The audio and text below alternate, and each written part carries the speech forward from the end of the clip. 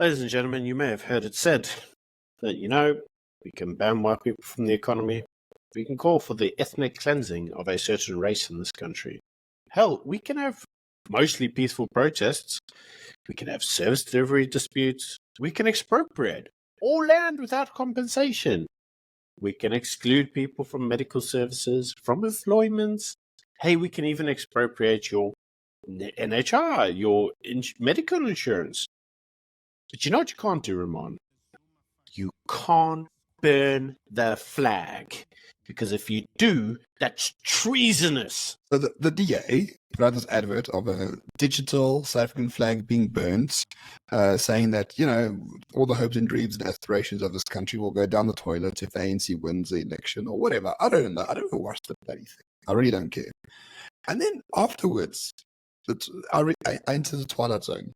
The government that burned people alive for 30 years through necklacing, the government that killed 144 mentally ill patients at Life Esidimeni, the government that murdered 32 miners at Marikana, that government is saying that this is treason, the burning of a digital flag on a political advert.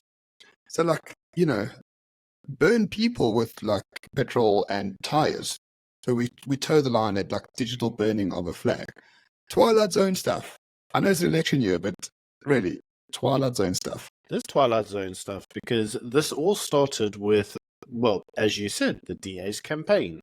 And Ramon, I didn't watch the advert either, because I don't care. But I watched the fallout of it. And the first fallout actually came in the format of Helen and Leon basically going there and saying, this is why we did it. And we know, and we spoke about this, Helen knows her own rules. Don't explain, don't apologize. So the DA arguably have caused the controversy themselves, but in this instance, they haven't apologized for it, which is good. They've just explained what they've said. I'm not sure they should have explained it either. But Helen said, and I quote, she said, it's caused controversy, and what we need is controversy, because controversy gets people to talk, and so job done. And I suppose to that degree is correct. And I thought, that's as far as it would go. And then the bizarre happened. First, you may recall that we have a minister of arts and culture. You remember the guy who was basically going to spend millions on that massive, huge, big focal flag that was going to go nowhere, and everybody was like, "Well, that's a waste of money." And he was like, "Yeah, but it'll build a nation or something." And everybody was like, "No, it's not. State capture 2.0." He came out and said, well, he wants to pursue legal action against the DA for defaming and doing a terrorist activity. It's kind of rich coming from the ANC, right? Terrorism, ANC. Anyway, Ramaphosa then followed it up even further by going, well, this is treasonous. So even the bloody president jumped in on this. And he's like, all political parties should be responsible in their messaging, and they should all foster nation building and unity of people. Now, I want you to keep that in mind, Ramon. They must build a nation and keep unity of people. This reminds me, have you ever heard of any political parties in this country that don't do that? No. The nice thing about South Africa is we're all inclusive and diverse, and we love each other so much. There's no racial animosity whatsoever, except at the highest echelons of politics. If the EFF had their say, all the white people will be driven to the sea because, colonialism and stuff. And even the president himself, members of his executive cabinet, are on the record as saying, whites, just accept a bit of ethnic cleansing because you're forcing us to go through all of these rigmarole BE things. Just accept transformation, guys. What's wrong with you? If you just accepted ethnic cleansing of wealth, we don't have to go for genocide. But you keep, buttering against us. So you're not accepting our ethnic cleansing, so therefore we're just going to go straight for BE targets across the entire industrial sector. It's weird that you have a party like the ANC who is so overtly racist, so overtly communist, so overtly hostile to anyone who disagrees with it.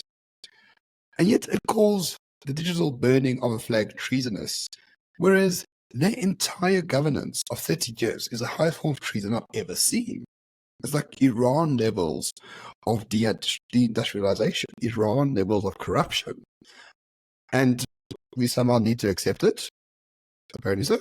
But I think it's really weird, Ramon, because the same party that was, and I quote, using Ramaphosa's language, public enemy number one, because of state capture, and who looted the fiscus dry and continues to loot the fiscus dry, the same party that presided over the destruction of Transnet, TREASON, Eskom, insert words here, like we could go on for half an hour. We won't.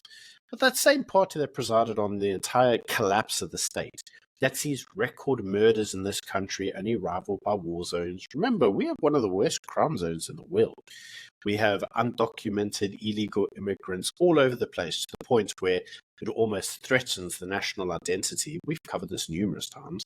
We have NGOs coming out our backside that are actually controlling our political will, our legal shaping, everything that we do in terms of governance, and they're all foreign funded. The same government that basically sold the country to the Chinese and the Iranians just for some election funding has the audacity to turn around to somebody else who points out the obvious and go, well, that's treason. And that's treason because you digitally burnt a flag. So everything they did is fine. But that flag, Ramon, that flag. Yeah, I mean, what isn't treason to the ANC? Oh, having stage 6 blackouts where, tens of thousands of businesses die overnight, where hundreds of thousands of people lose their jobs. That's not treasonous. What about the COVID lockdowns, right? Where 2 million people lost their jobs. 100,000 businesses went into administration or liquidation or whatever the case. What about the almost mandatory vaccinations for corporate people at Discovery and otherwise, and for the public sector? That's not treason either. All the things that are treasonous the ANC does, we can't point out as treasonous. And when we do, they call that treasonous. Am I sensing a bit of a cult here? Because it smells like a cult. No, if it smells like a cult to me, or if it just smells like complete bullshit. And of course, it's an election season. And of course, they have to come through and do any form of electioneering. But I'm reminded of how the actual nation as a whole felt when a certain political party said that they were going to wage war against cliques. Remember that? And everybody was like, wonder if the police will step in. And do you remember when we had like a certain political party go to Senekal and basically, threaten to cause ethnic genocide against a certain racial group in the country? And when we had a certain Labour minister stand up in Parliament going, why are you guys against BE? You're making us want to be really anti-YT here because, you're just going against the ANC and our transformation goals. And, we're going to be worse with you as a result and punishment. Yeah, you actually said that. So, I'm reminded of all these really weird things. Remember during the lockdowns when, like, we said, we're going to ban a certain ethnic group from being able to receive any form of funding because reasons, transformation and stuff. Do you remember when there was a certain government minister, Dalami Zuma maybe, allegedly, who came out and said, the lockdowns could be used to actually transform the South African economy with wealth away from a certain ethnic group to another certain ethnic group. This all seems like nation building to me, Ramon. None of this is treason. It's just politics, right? What we're seeing here is a sort of, not the last kicks of a dying horse, but an ANC on the ropes trying at all costs to defend itself and its legacy and using the powers of the state to do that by opening up purported cases of sort of hate speech against the DA. It's utter bullshit, right? When their members burn the Israeli flag in the streets like no one bats an eyelid, but when somehow the South African flag is burnt digitally, digitally, it's a massive issue. First of all, fuck the ANC. Second of all, fuck the South African flag.